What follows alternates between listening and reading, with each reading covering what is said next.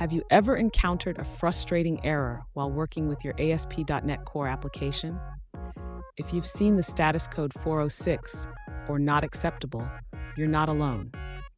Today, we're going to unravel this issue and show you how to handle it effectively. I totally get how annoying it can be when your API doesn't respond as expected. It can feel like you're hitting a brick wall. You're not the only one facing this. Many developers run into this issue when dealing with content negotiation in REST services.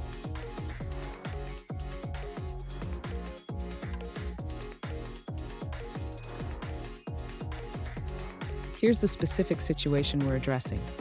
One user asked, "Why does my ASP.NET Core application return a status code 406 when I send an accept header with a media type it doesn't support?" This is a common scenario, and it can be quite perplexing. Let's dive into the details. So, what exactly is happening here? When a client sends an accept header with a media type that the server cannot produce, the server should ideally respond with a 406 status code. However, in ASP.NET Core, if the media type isn't recognized, it defaults to returning a JSON document instead. This can be confusing, especially if you're expecting a different behavior. And stick around. At the end of this video, I'll share a workaround that can help you achieve the desired behavior in your ASP.NET Core application. To address the issue of returning a status code 406 in ASP.NET Core, the user should first understand that the framework does not have a built-in output formatter for this purpose. Instead, they can create a custom middleware to handle the content negotiation. Next, the user should implement the custom middleware. This middleware will check the accept header of incoming requests and determine if the requested media type is supported. After implementing the middleware, the user needs to register it in the application pipeline. This is done in the configure method of the startup class. Finally, the user should test the implementation. They can do this by sending requests with different accept headers and verifying that the correct status code is returned when the media type is not acceptable.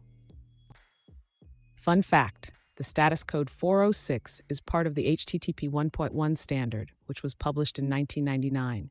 It's amazing how long these standards have been around, yet they still trip us up today. Now, let's look at the answers provided by other users. An alternative solution provided by a user involves modifying the configure services method in the startup class. They suggest setting return HTTP not acceptable to true, which allows the service to return a 406 status code when the requested media type is not supported. Now, let's dive into a different answer from another user. An alternative solution provided by another user involves modifying the configure services method in startup.cs. They suggest adding a specific line to ensure proper content negotiation. Here's the workaround I promised. Implement a custom output formatter to handle unsupported media types gracefully. This will ensure your API responds correctly with a 406 status code when necessary. And there you have it. You now have the tools to handle the status code 406 in your ASP.NET Core application. Remember, understanding how content negotiation works is key.